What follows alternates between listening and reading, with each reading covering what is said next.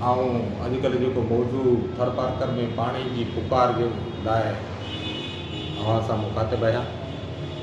जीअं त थर पार्कर ज़िलो जेको तक़रीबन 22 खां 23 हज़ार किलोमीटर ते मुश्तमिल आहे, हिन ज़िले में हिन खां अॻु में जेको रवायती तौर ते पाणी सप्लाई थींदो हो या जेके माण्हू इस्तेमालु कंदा हुआ उहे टे तरीक़ा हुआ।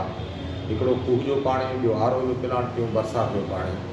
जीअं त गुज़िरियल 15 सालनि खां मुसलसल बरसातनि जे घटि पवण जे करे थर पार्कर जो ज़ेर ज़मीन पाणी हिकिड़ो त खारो थी वियो आहे, ॿियो अॻे जी सतह हुई आहे सतह बि घटिजी वई आहे।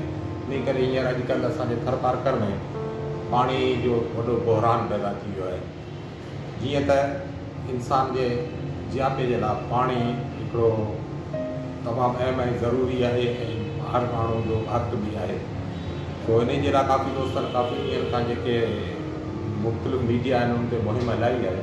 तो इन जो हिसो थी करे आउं बि सभिनी वस वारनि जे अॻियां इहा अपील थो करियां त बराए महिरबानी असांजे थर पार्कर जेको हेॾो वॾो ज़िलो आहे, जेको बैराज सां बिल्कुलु ॻंढियल आहे, त उते जेको तक़रीबन 15 लख आदमशुमारी आहे ऐं 90 लख जे लॻभॻि असां वटि चौपायो माल आहे।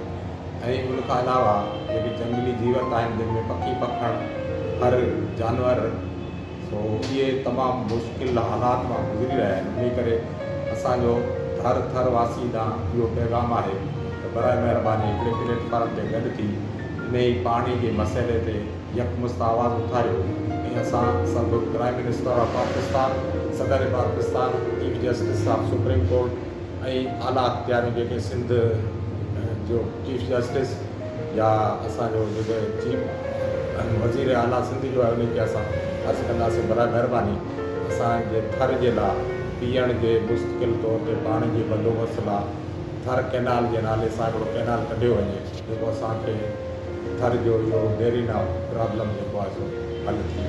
साईं जी महिरबानी।